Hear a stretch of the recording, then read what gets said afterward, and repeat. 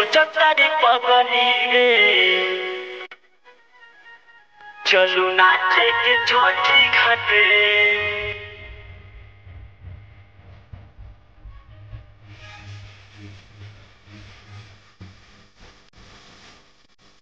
जाके बतर बाग लेके आवो फलहा भले रुपया लागे पिया 2-4 हजार रुपया लागे पिया 2-4 हजार बतर बाग लेके आवो फलहा भले रुपया लागे पिया 2-4 हजार सुन खुशिया भराइयो सोलल सा बाटे कहे सोचा तारी पगली रे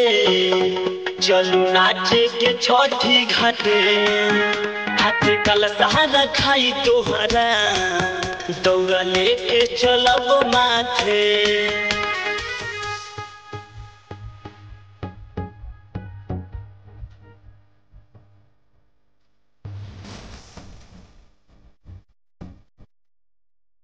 दौड़ा लेके चलब माथे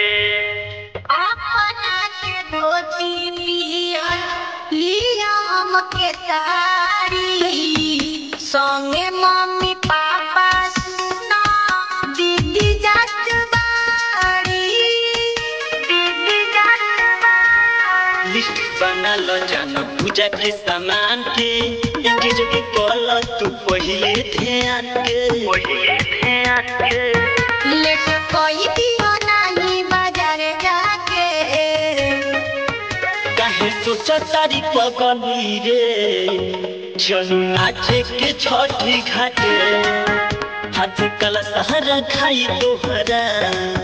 दौड़ा लेके चलब माथे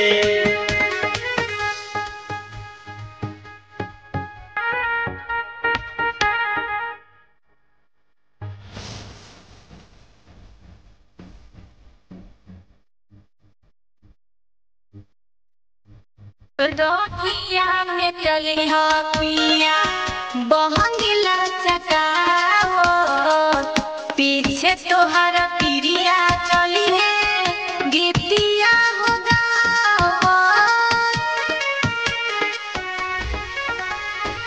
गंगा के तीरे धनी भीड़ हुई भारी और पीरई हो तू खड़ा होके यारी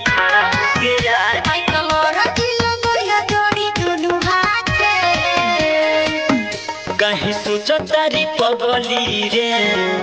चलो नाचे के छठी घाटे हाथे कल सहारा खाई तोहरा दौड़ा लेके चलब माथे